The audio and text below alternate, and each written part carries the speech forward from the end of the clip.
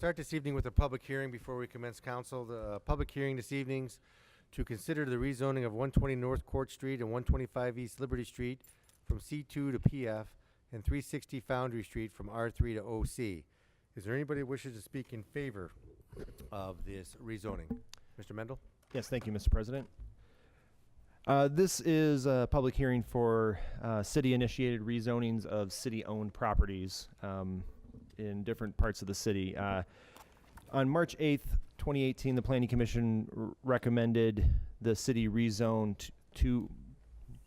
technically three properties that are actually two different sites, or actually just two sites within the city that the city owns. One of them is two properties consisting of one site, 120 North Court Street and 125 East Liberty Street, which is the downtown public restrooms and parking and Bicentennial Commons. And then the other property is 360 Foundry Street, which is a property the city acquired through tax foreclosure several years ago. We demolished the home with the intent to make it part of Ray Mellert Park, which it is physically adjacent to. So to be consistent with the existing zoning map and the intent of the zoning code, we requested rezoning of 120 North Court Street to 125 East and 125 East Liberty to from C2 to PF public facilities, and then Foundry Street, 360 Foundry Street from R3 single family to open space conservation, so that it would have the same zoning as Ray Mellert Park, which is currently at the location. This did go through Planning Commission, as I said, went to Finance Committee of the City Council on April 23rd. Public notice was given of the public hearing tonight, and this public hearing here before you. So I would just want to reiterate the Planning Commission's unanimous recommendation for rezoning of these properties as outlined in your packet. Thank you. Thank you. Is anybody else that wishes to speak in favor of rezoning the city-owned properties? Is there anybody that wishes to speak against the rezoning of the city-owned properties? Hearing none, the public hearing is closed. If you please rise for the Pledge of Allegiance.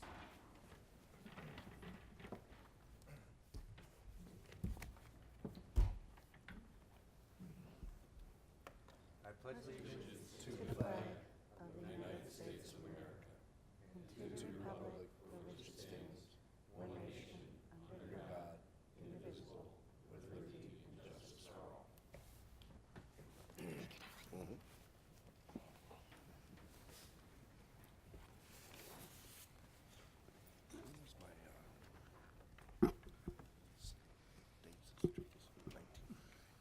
Will the clerk please call the roll? Parnell Cavey. Here. Rose. Here. Shields. Here. Simpson. Here. Coin. Here. Lamb. Here. Reading of minutes. Mr. President, Mr. Shields. I move that the minutes of the regular meeting on May 14, 2018 as prepared and submitted by the clerk be approved. Second? Any discussion? Clerk, please call the roll on the approval of the minutes. Rose. Yes. Shields. Yes. Simpson. Yes. Coin. Yes. Lamb. Yes. Parnell Cavey. Yes. Motion passes 6-0. Reports of standing committees. The Finance Committee met prior to this evening's council meeting and will meet again prior to the next council meeting. Public properties. Mr. Shields. Thank you, Mr. President. No meeting scheduled and no report this evening. Thank you. Special Legislation Committee. Mr. Lamb. Thank you, Mr. President. Nothing to report. No meeting scheduled. Streets and Sidewalks Committee. Mr. Simpson. Thank you, Mr. President. We have a streets meeting scheduled for June 19th. The time is still up in the air. It depends on how long finance meeting is going to be, because this meeting is going to start prior to the finance meeting, so it will either be at 5 p.m. or 5:30 p.m., depending on the start time of finance. Thank you. Water and Utilities Committee. Mrs. Parnell Cavey. Thank you, Mr. President. No meeting scheduled, nothing to report. Thank you. Emerging Technologies Committee. Mr. Rose. Thank you, Mr. President. No meeting scheduled and nothing to report. Thank you. Request for council action. We have several for finance. We have 18107 Workers' Compensation MCO TPA, 18108 expenditure of $15,000 for 2 new backup servers for the IT department, 18109 expenditure for purchase of a new backup software and support for IT, 18110 reimbursed grant funds for Ohio Development Service Agency fiscal year 2014 CHIP, 18111 replat City Hall and surrounding city property, 18112, amend ordinance 518, Champion Creek MP Path and Streetscape Project. 18113, income tax allocation for unanticipated capital necessity fund. 18114, draft lease agreement for CDC at Medina Engine House. And 18115, fiscal year 2016 CHIP private rehab for 27 Circle Drive. Streets and Sidewalks Committee has one item, 18116, streetlights on Reagan Parkway. Reports of municipal officers. Mayor Hamel? Thank you, Mr. President. This past weekend, we had a number of community events that were very well attended. It's one of those weekends where it makes you proud to be here in Medina. I'd like to start by thanking the Friends of the Cemetery for their Civil War encampment activities on Saturday, May 26th. All day long, they were well attended and very well organized, and everybody that I've talked to that was there while we were there or attended later had nothing but good things to say about the event. Earlier in the day, before the Civil War activities kicked off, the Medina County Roadrunners hosted their 5th annual half marathon and 5K race early Saturday morning. Over 1,000 attendees attended from numerous states and surrounding communities. It showcased the city very well and supports a number of local nonprofits. And I'd just like to mention, excuse me, that Sergeant Nate Simpson has run the race, the half marathon, every year since it started. And this year he was joined by Finance Director Keith Thurham. And I'd like to congratulate both of them. On Monday, May 28th, Memorial Day, we started with the parade in the morning. Dave Taylor from the American Legion organized and coordinated the event. It was very well attended and well participated in. Again, the square and the cemetery looked excellent, thanks to Jansen Worley's team and the efforts of the city workers. And then on Monday, May 28th, Memorial Day afternoon, there was a ceremony to remember Vietnam veterans at the Vietnam Veteran Memorial on Northland Drive, which is on the north side of the Veterans Office. It was, again, well attended, although it was 1 in the afternoon. So for the extreme heat and the temperatures yesterday, overall it went very well, and they were appreciative of those that could attend. Our first community band concert will be this Friday, June 1st at 8:30, and that'll be weather permitting. They're calling for rain Wednesday, Thursday, and Friday, so if the square grass, even if it's not raining at the time of the concert, but if the square grass will be too damaged by having folks up there, they generally call it by about noon that day, and it'll be on the band website as well as the City Hall website if it is canceled. On Saturday, June 2nd, from 9 a.m. to 2 p.m., there's a Kids' Day of Fun and Safety at our public square, which is a great event for the community youth, and it's sponsored by the Cleveland Clinic, Medina Hospital, and Main Street, Medina. And then last but not least, that same evening, Saturday, June 2nd at 7 p.m., Ormaco will have their first jazz concert up on our square. And I'd just like to thank the sponsors who helped keep the jazz series alive. There was a risk of having to shut it down. And the June 2nd performance will be Bobby Salvaggio, who is a saxophonist. Thank you. Thank you. Mr. Durham, Director of Finance. Thank you, Mr. President. I want to reiterate the mayor's thanks for all the people that put on all the events this weekend. When I was over at the encampment at the cemetery, I got to see Councilman Denny Simpson explaining some things about that, and then I got to see Councilman Paul Rose dressed up in Civil War garb and playing a trumpet, bugle? Trumpet. So I was very happy to see that, and it was a very good presentation. Thank you.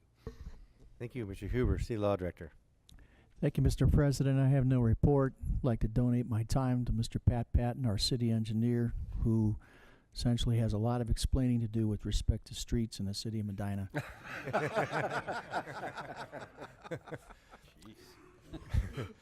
Chief Kinney, please, Chief. Thank you, Mr. President. We did have a busy weekend here in the police department as well with all the events. We had the Medina Half Marathon, Spring Grove encampment, the Farmers Market. We had the Let's Make a Difference picnic, as well as the Memorial Day parade and activities. I'd like to thank our specials unit, and our Citizens Police Academy Alumni Association. We couldn't have handled all of those events and the associated traffic without their assistance. Thank you. Thank you. Mr. Mendel, Planning and Community Development Director. Thank you, Mr. President. I have no report this evening. Thank you. Chief Painter, Fire Chief. Thank you, Mr. President. I have no report. Thank you. Mr. Wright, Recreation Center Director. Thank you, Mr. President. Just a couple of quick updates from the Medina Rec. The Memorial Outdoor Pool is now open from 7 a.m. to 7 p.m. every day of the week. I want to thank the community for coming out and showing their support this weekend, even though it was hot and the lines were long. I still want to thank everybody for coming out. Just a reminder for anyone who qualifies for the school lunch program, your membership at the outdoor pool is 50% off. So a membership for a family of 5 would only be $100 for the summer, and day passes would only be $4 for those eligible. And then a note to our senior Silver Sneakers, Optum, and Prime members, your rec membership ID cards can now also be used at the outdoor pool, so feel free to scan in at the Memorial Pool too. And lastly, our next Rec Advisory Board meeting will be Thursday, June 21st at 7:30 a.m. at the Rec Center. Thank you. Thank you. Mr. Worley, Parks and Recreation Director. Just two quick things. I would like to thank my staff for all their efforts the last couple weeks in preparing everything for Memorial Day and putting in some extra hours to make sure everything was ready this year. And then secondly, I wanted to note that the splash pads are open. Fred Greenwood Park is 11 a.m. to 8 p.m. and Ray Mellert Park is 12 p.m. to 8 p.m. weather permitting. Thank you. Thank you. Mr. Gladys, Building Official. Thank you, Mr. President. I would like to share with you a quick update on 3 of the larger manufacturing projects that are currently taking place. They are Carlisle Brake and Friction, 150,000 square foot addition, is close to completion and close to starting up its new production lines. Rico Manufacturing, 16,320 square foot addition, is about half complete. Spray Products, which took over the existing vacant 208,000 square foot Valspar building, is expected to start up its first production line this week. That ends my report. Thank you. Mr. Patton, City Engineer. Thank you, Mr. President. Thank you, Mr. Huber, for the time. I do have an update on several of our public improvement projects. 42 is progressing. They began the asphalt paving on the east side of the road last week and continues this week. We look for them to finish the east side and flip traffic to it sometime in the next 2 to 3 weeks. As part of that, Forest Meadows is being reconstructed adjacent to 42. That work should be done this week, and I anticipate the road will be open next week. 2 projects we want to notify the public about that will affect traffic for residents and businesses are Guilford Boulevard Bridge. Construction on that project is expected to start next week. We will be issuing letters to all the residents in the area and also some other advertising to get the word out, but that will require a 63-day closure of Guilford Boulevard south of Smith Road. And East Smith, the project to reconstruct East Smith between Court and Jefferson is also expected to start within the next couple of weeks. Thank you. Thank you. Mr. Picoli, Service Director. Thank you, Mr. President. So service crews are repairing catch basins all throughout the city that have failed over the winter. Sanitation crews are still picking up yard waste. We will continue to do so until the end of November. We're asking for folks' patience because I think sometimes they think the yard waste truck will be right with the regular route truck. And we're using the same folks, so sometimes that's delayed, so we're just asking for their patience. And then lastly, we have high grass letters sent all over the city, I think equally in every ward. With the recent rains, I think people have gotten a little bit behind, so we're working through that and trying to be a little patient. But we do have our high grass contractor who is out mowing the ones that are in violation, so thank you. Thank you. Notices, communication, and petitions, there are none. There's no unfinished business. Introduction of visitors. Members of the public will be permitted the opportunity to speak on any issue or concern which pertains to the city during the portion of the council agenda devoted to introduction of visitors. All comments shall be directed to the chair, and a reasonable time limit of approximately 5 minutes will be imposed. If there is a group, please appoint a spokesperson. Speakers should approach the front right microphone and state their name and address so it can be entered in the minutes. Members of the public will be afforded the opportunity to comment on other portions of the meeting as determined by the chair or by a vote of the majority of council members present. Is there anybody that wishes to address council at this time? Okay, introduction and considerations of ordinances and resolutions. We have Resolution 8818, a resolution authorizing the adoption of the 2018 strategic plan update for the city of Medina. Move to approve. Second? Discussion?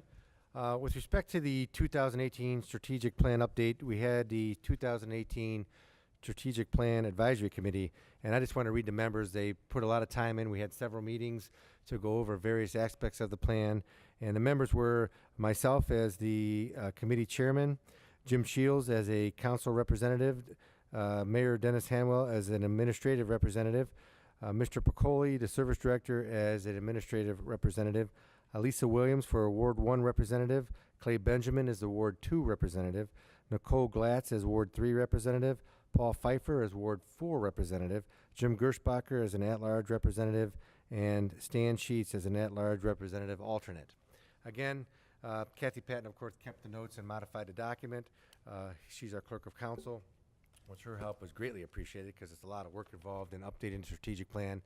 One of the main initiatives that we came out of the plan through our discussions was that the committee believed that there should be a council representative that monitors each of the goals of the plan. And as a representative of that particular goal would give us an update every quarter, probably, of what's going on with that, just to make sure that we keep focused on the strategic plan and keep our eyes peeled for any changes that may need to be happen with respect to any action item of the plan.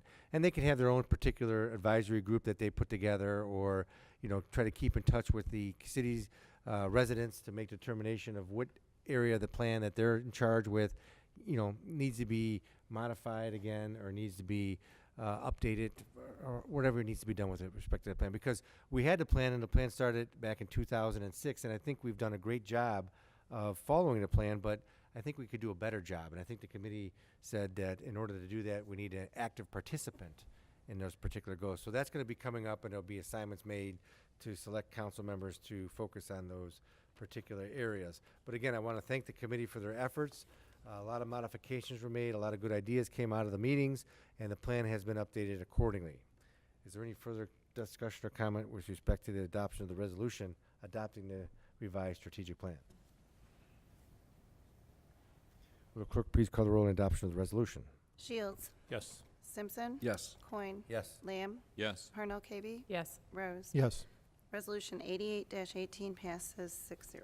Resolution 8918, a resolution accepting 4 donations received from various sponsors to go towards the Medina City Police Department K-9 unit. Move to approve. Second?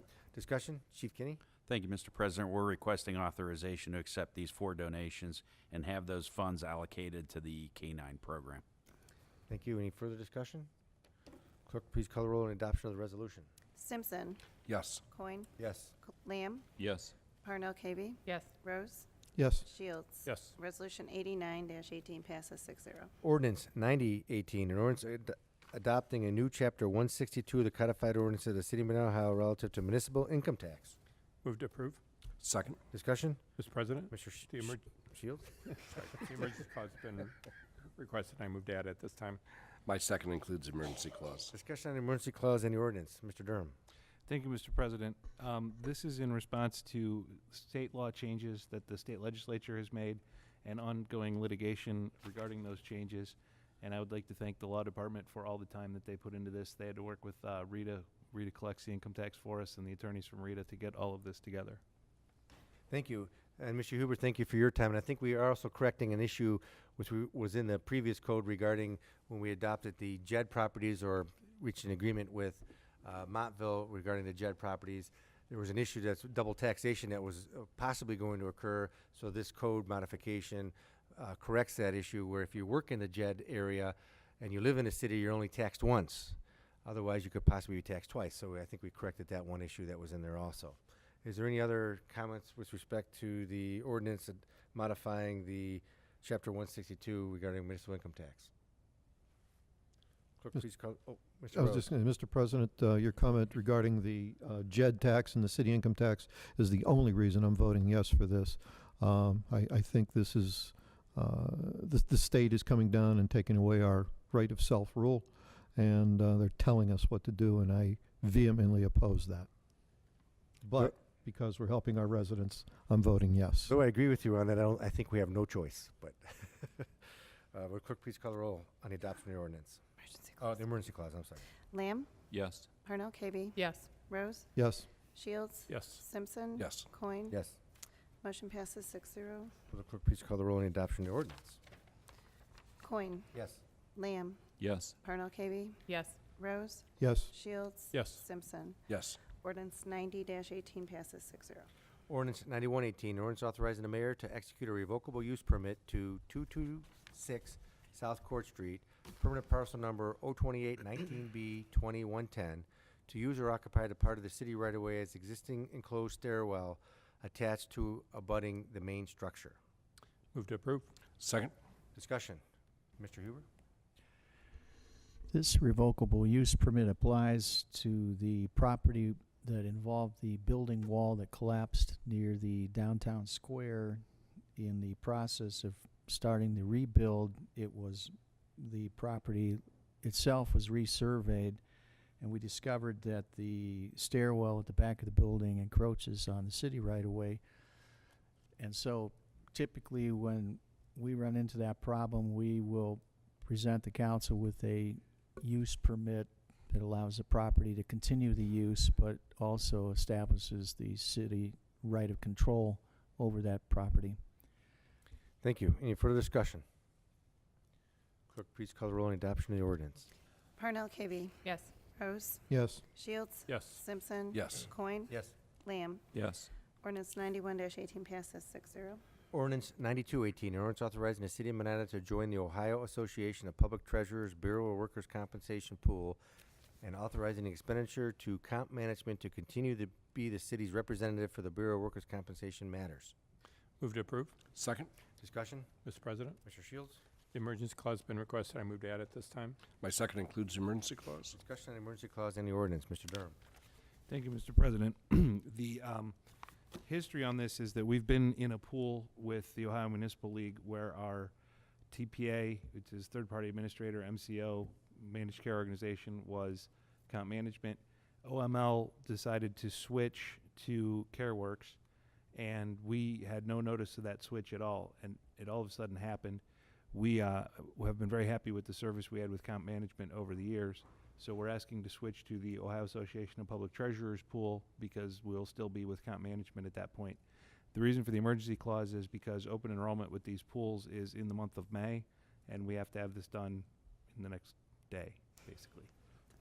Thank you. Any further discussion on the emergency clause and right over the ordinance? Clerk, please call the roll on adoption of the emergency clause. Shields. Yes. Simpson. Yes. Coin. Yes. Lamb. Yes. Parnell Kaby. Yes. Rose. Yes. Motion passes 6-0.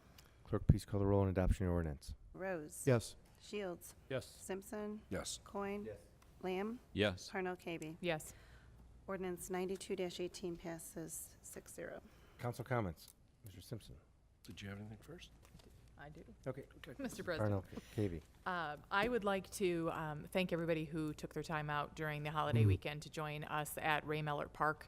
We did a community cleanup, and I was happy to report there was about 20 people who showed up, and we picked up 17 bags of trash just from the southern quadrant of Ward 1. So we will schedule further ones in the future because I was asked to. People actually enjoyed it. We had all that done within 2 hours, so it wasn't a long process. So that was great. Nino and Jansen, thank you for answering your text messages over the weekend and picking up that trash for us. That's it from me. Thank you. Mr. Simpson. Thank you, Mr. President. I had a couple things. First of all, the cemetery, the encampment this last weekend, I've got several people that I just want to thank. But the mayor and the police chief, the law director, the service department, the 8th Ohio Volunteer Infantry, along with 3 of the reenactors, Abraham Lincoln, General Custer, and Wild Bill Cody, all stated that, first of all, that the cemetery was in just phenomenal shape. So thanks goes out to Jansen Worley, his staff, the sexton of the cemetery, James Hoyt, and his staff. And I tried to explain to all of them that the cemetery usually looks this good, and it does. I wasn't fooling around there. All of our parks are just phenomenal, but the cemetery is just one of the jewels of the city, and the respect that the city staff shows doesn't go unnoticed. They also, the reenactors and the 8th OVI, the Ohio Volunteer Infantry, wanted to comment on how nice it was to have the mayor there to open up the ceremonies. The police chief and his staff were there a couple times. They had a reenactment of shooting off their weapons that the police actually closed off from Spring Grove to, I believe, East Friendship Extension, the highway, so the motorists wouldn't be afraid, even though there was no bullets being discharged. The encampment just really went well, and again, the 8th OVI just went on and said, they do encampments like this in reenactments of Civil War battles all over the nation. And they said they've never been to a community that was so welcoming from the start of the mayor and his administrative assistant and the law director, the police chief and his staff, and the service department. They said everybody was so accommodating. I'd just like to real quick thank the Friends of the Cemetery that put this event on for part of the Medina's Bicentennial. The president was Teresa Merkel, Dottie Nemitz, Paul Wood, Deborah Halleck, Jerry Gunner, and over 100 volunteers that worked over a year putting this thing together. I mean, it just really was amazing. The weather held out. We ended a few minutes early because of threatening weather, but only by about 15-20 minutes. The last person I'd like to thank for the encampment is Councilman Paul Rose, who spent the entire day along with everybody there in like the finance director mentioned, in a Civil War uniform, sounding the horn every time there was an event getting ready to start throughout the day. I just appreciate everybody that participated. As far as the marathon, again, just what a huge success story for the city of Medina. Ron Ross and his entire staff. Ron Ross, for those of you who don't know, used to be a sergeant on Medina Police Department, and he's a school board member now. But him and his staff help organize this every year, and it's, again, well attended. Congratulations to Keith Durham. My son, Nate Simpson, has run, like Keith mentioned, or the mayor mentioned, every year that they've had the marathon. But this was the first year that my wife ran it. So I want to congratulate her and say happy birthday to her, because today's her birthday. I'm done. Thanks. Well, thank you. Anybody else have any council comments? Mr. Lamb? Okay. Since you asked, here's what I was thinking about the weekend, and Denny covered it all in, I don't know, in the best language you could cook up. I mean, you're so good at that. But what I was thinking when I was at the cemetery was a couple things. One, at the encampment, prior to the cemetery being built, people called them graveyards, and we have a graveyard by the county administration building behind the building, that area. And then Victorian people decided it was kind of a gruesome thing to be a graveyard, so they made them cemeteries. And when Spring Grove was developed, it was really as a place to picnic and for the public to gather. There's that great acreage in the front. Right. And when I went to the encampment, I was really struck when I saw the number of people there. As Denny said, it was so super well organized. I mean, it was just like a one-off incredible event. But what struck me also was that we have, in my time here, my 45 years here, I can never remember an event ever being held at Spring Grove. I mean, other than Memorial Day or sunrise service on Easter. And the feedback from people was what a great place to have an event. Right. And what further struck me was some people asked me, where was the square? And typically when you think about our town, when people come from out of town, they're going to the square. I mean, it's the one place they know. How do I get to the 9-block historic district? How do I get to the gazebo? But so, I mean, in one day, in one part of a day, we had people from out of state and from all over for a marathon. And then we had people that were interested in getting fresh produce at a farm market. And then we had a completely kind of different demographic, I think, of folks that, a lot of out-of-town people anyway, that came because they were interested in the history and the reenactors. Where else could you get all that in one day? Nowhere, I don't think. You know, it's just an exceptional day, and plus the weather was good as well. Right. But I was just, you know, Ron always does a great job. His group does a great job with the marathon, contribute a lot of money to the town. The farm market is always incredible. It's just, you can't even walk, you know, it was just packed. The sidewalks were packed wall to wall. But then the encampment kind of topped it off. I mean, it was just a splendid use of Spring Grove, and of course it always does look good. And when I was at the farm market on Saturday, I wasn't at the farm market 3 minutes, I think, before somebody stopped me to tell me how wonderful they thought the square looked and how beautifully the trees had been the mulching around the trees. Right. And this was about maybe a 3-minute conversation about how wonderful the Uptown Park worked, which clearly leads me to believe that people, whether they say it or not, they really recognize the maintenance and the effort that goes into keeping all these things up in such a beautiful way. So the only thing I have to add beyond that is that Rock in the Court, the music event on South Court Street, is on June 9th from 4 to 7. So there'll be a lot of bands in different yards. There'll be food and other sorts of entertainment, and weather permitting. The orchard project, the planting of the first orchard, will be at 5:30 on Thursday, but the weather looks like it might not be good. The county has been kind enough to give us use of the piece of property at the corner of Jefferson and Jefferson Street and East Liberty to start to plant this fruit orchard, which was really pretty nice.